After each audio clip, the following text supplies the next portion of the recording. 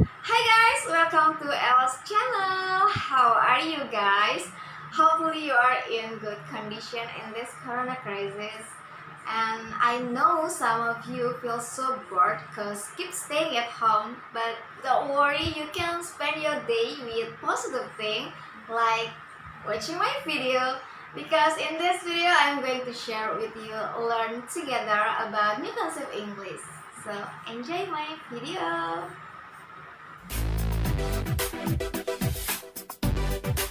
You'll take me somewhere we can be alone. I'll be waiting. All that's left to do is run. You'll be the prince and I'll be the princess. It's a love story, baby, just say it. Nah guys, kalian udah nonton belum video gue yang sebelumnya? Jadi kalau kalian belum nonton, gue kasih linknya di bawah. Kalian bisa nonton karena di video ini ada kaitannya dengan dua video sebelumnya. Nah guys, udah pada baca belum nih untuk new konsep chapter nomor 1, 2, dan 3? Semoga kalian udah pada baca ya. Nah di sini gue bakal nyoba buat baca. Di sini yang a private conversation ya, with expression pastinya. Jadi kalian bisa lihat nih my expression. You can use your own expression, okay? Chapter number 1, a private conversation. Last week I went to the theater. I had a very good seat. The play was very interesting. I did not enjoy it. A young man and a young woman were sitting behind me. They were talking loudly. I could not hear the actors. I turned around, I looked at the man and the woman angrily. They did not pay any attention. In the end, I could not bear it. I can't hear a word, I said angrily. It's none of your business, the young man said rudely. This is a private conversation. Guys, kenapa sih gue selalu guide kalian buat ngapalin new concept atau at least kalian baca tentang new concept? Karena itu biar lidah kita itu terbiasa dengan bahasa Inggris gitu. Apalagi kalau story-nya interesting.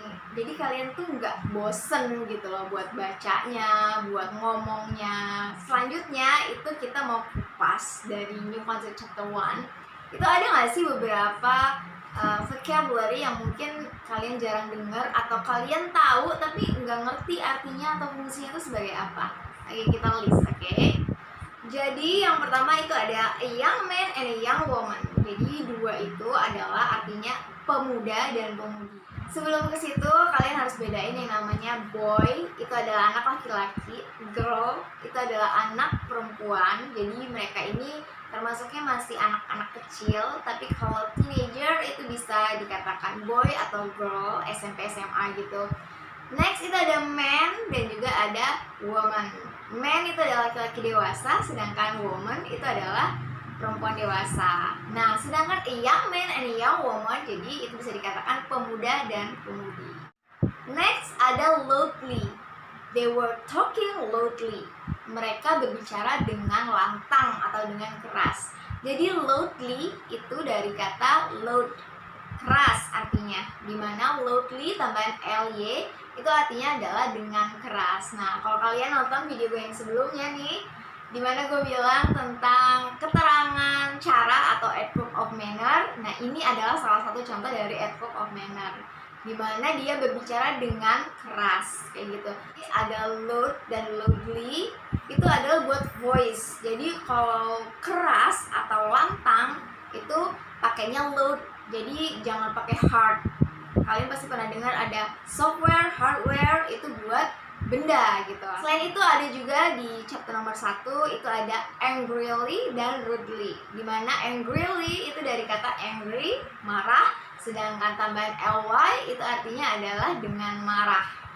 Sedangkan rude itu artinya adalah kasar. Dalam artian kasar ini omongan atau perilaku ya guys, bukan buat kayak your skin is rude, no, itu bukan buat seperti itu. Jadi rude di sini adalah untuk perkataan yang kasar atau untuk perbuatan yang kasar. Jadi rude itu adalah kasar, sedangkan rudely itu adalah dengan kasar. Next itu ada turn. According my previous video yang sebelumnya ini, dimana turn itu banyak banget kan artinya. Nah, di konteks ini chapter number 1 itu turn round.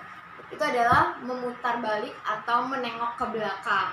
Itu artinya. Ini juga bear. Kalian pasti sering banget dengar juga bear itu kayak teddy bear atau bear brand. Tapi di sini adalah konteksnya satu kalimat itu adalah I could not bear it. Jadi kalau kita artikan itu adalah gue udah gak tahan lagi. Oke, kita next langsung untuk chapter number 2, breakfast or lunch. Ini nih interesting story sih menurut gue, karena gue yakin 80% dari kalian pasti udah pernah ngalamin ini. Nah, ini dia untuk teksnya dan juga artinya. Kalian bisa pause dulu videonya kalau kalian mau baca dan juga baca artinya.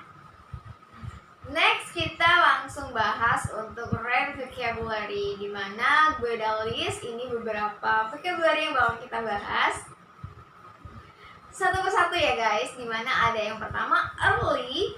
Nah, early ini kan ada tambahan ly, itu tapi beda konteks ya guys sama yang sebelumnya, dimana untuk sebelumnya itu kan adverb of manner, sedangkan di sini early itu artinya bukan dengan pagi tetapi pagi untuk early-nya. Next itu ada lunch time. Lunch time itu adalah jam makan siang. Jadi ada breakfast time, dinner time, dan juga ada lunch time. Next ada look, dimana look aja ya tanpa embel-embel itu artinya adalah terlihat. Nah, teman-temannya look ini banyak nih guys, karena look itu punya beberapa preposition, dimana yang pertama itu ada look at. Kalau look at itu artinya adalah melihat. Nah, jadi kalau kalian mau ngomong melihat itu jangan pakai look aja tapi look at. Next itu ada look for. Look for adalah mencari, dan juga ada look up. Look up itu melihat tapi lebih ke atas atau menengadah. Dan juga ada look after. Nah, look after ini agak sedikit berbeda ya, karena look after itu ternyata artinya adalah menjaga. Contohnya kayak I look after my young brother. Saya menjaga adik saya gitu. Dan kalau di konteks ini adalah look out, dimana look out itu artinya adalah melihat tapi keluar. I look out of the window. Jadi saya melihat tapi melihat keluar dari jendela itu. Next ada what a day. Nah, di sini what a day itu nggak bisa diartiin satu-satu. What itu apa, day itu apa. Nah, ini kayak sudden word aja. Kan ketika dia ngelihat di luar jendela ternyata gelap, dia kayak apa sih? Ada apa sih ini gitu. Jadi what a day. Ada apa ini gitu.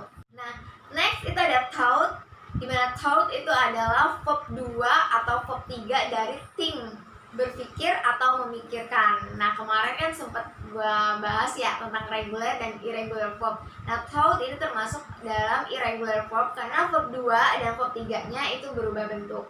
Nextnya itu ada arrive, dimana arrive artinya adalah tiba. Dia merupakan regular verb karena verb 2 dan verb 3-nya cuma ada tambahan ed aja. Artinya adalah tiba. I have just arrived by train. Saya baru aja sampai atau tiba pakai kereta. Next itu ada repeat. Di sini konteks ini adalah repeated, dimana verb 1 dan verb 1-nya itu adalah repeat. Verb 2 dan verb 3 repeated, dia merupakan regular verb, jadi cuma ada tambahan ed aja, repeated. Nah, kalau kalian melihat di kamus Oxford dengan suara, kalian bisa dengar repeated itu kedengarannya sangat jelas untuk ed-nya. Repeat.